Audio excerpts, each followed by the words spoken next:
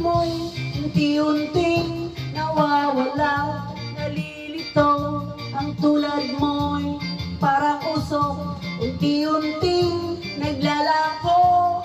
Tanging hiling ko lang sa'yo, nakaraan ay tanggapin, at ang ngayon ay harapin. Ang bukas mo'y darating pa, kaya't huwag sanang damdamin, pagkat ito'y payo lamang mula sa aking kaibigan na sa iyo'y nagmamahal.